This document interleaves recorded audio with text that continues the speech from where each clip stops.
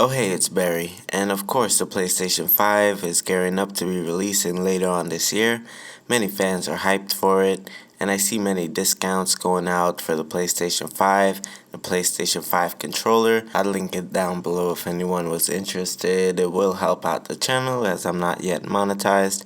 However, nearly a month after the specs of the PS5 Pro were leaked and a new report from The Verge confirms that not only are the specifications for this rumored mid-gen refresh real, but Sony is doing something really interesting to encourage the developers to get into PlayStation 5 Pro mode. And as well, we got confirmation of the main focus of the PlayStation 5 Pro coming from Sony. So of course we're going to talk about all this. Just a quick update in the PlayStation 5 Pro saga. But of course, before we get right into it, I really appreciate it if you could just smash that like button and hit that subscribe bell. And without further ado, let's get right into it. News article coming out from The Verge. The Verge has really been on top of things with the PlayStation 5 Pro and all these leaks.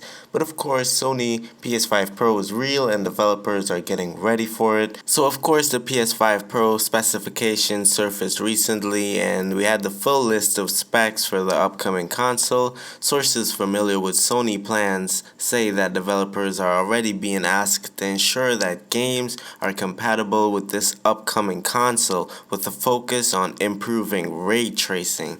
Codenamed Trinity, the PS5 Pro model will include a more powerful GPU and a slightly faster CPU mode.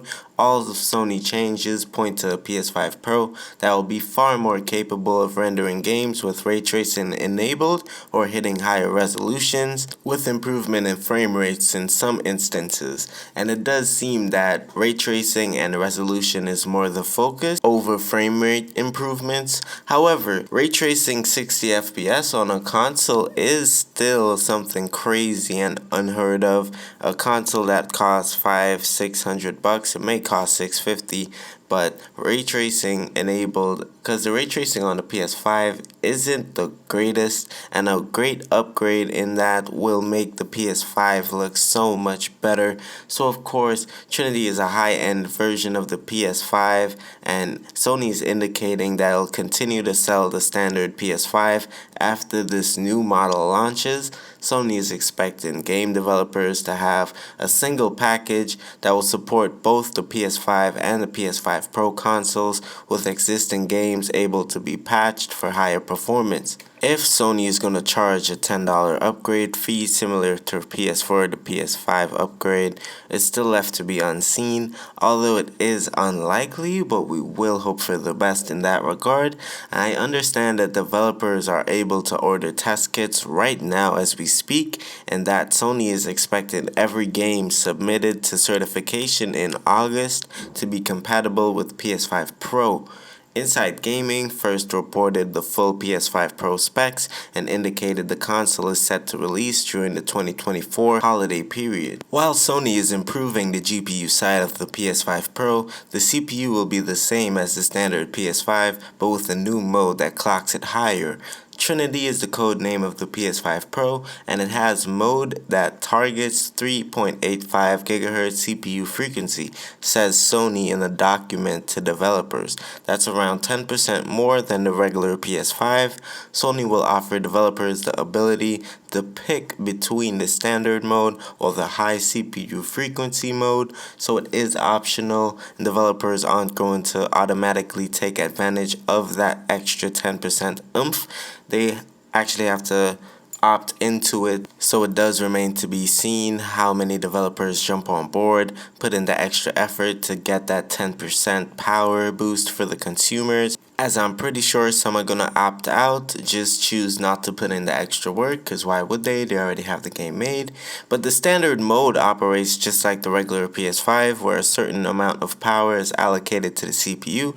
It runs at 3.5 GHz if the power budget allows for lower frequencies in the PS5 is performing power-intensive operations. Sony says the lower frequencies are rare and that unused power on the CPU side is sent to the GPU.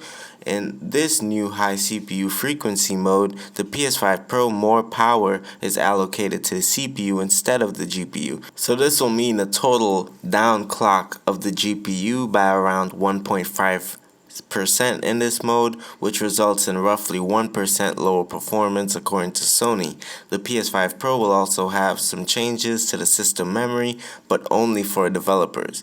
The standard PS5 runs at 448, but Sony is bumping it up 28% to 576 gigabits per second on the PS5 Pro, as the memory system is more efficient on the Pro.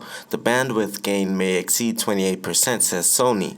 Developers will also get more access to overall system memory. Games can use an additional 1.2 gigs of system memory on the PS5 Pro, so that means 13.7 gigs overall compared to the 12.5 gigs allocated to games on the base PS5.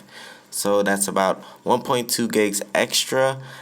Seems pretty decent. You get a bump in performance. And of course, Sony is making their proprietary PlayStation Spectral Super Resolution support, PSSR. It's basically upscaling the answer to like Nvidia's DLSS, and it's going to improve frame rates and image quality according to PlayStation. Sony has built a custom architecture for machine learning on the PS5 Pro, which supports 300 TOPS of 8-bit computation. This new architecture supports Sony PSSR upscaling solution, which is designed to replace a game's existing temporal anti-aliasing or upsampling implementation. Sony notes that inputs are quite similar to DLSS or FSR, and that full HDR support is included.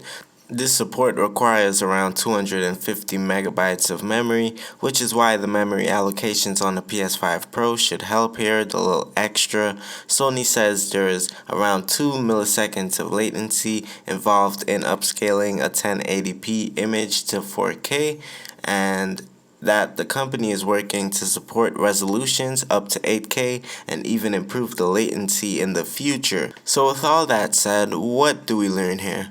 We learned that PlayStation Spectral Super Resolution is really detrimental to the PS5 Pro, and the 8K support is coming in the future. It's probably not going to be there for the launch of the PS5 Pro. I'm not sure how many people have 8K monitors or TVs out there. You can comment down below and let me know. And we also learned that the PS5 Pro will be getting a frame rate improvement, although not as major as people may think, but it is getting a frame rate boost, contrary to many people what they were saying online. And man, if developers are able to get their games ready in time, I fully expect to see a PS5 Pro launch this holiday season.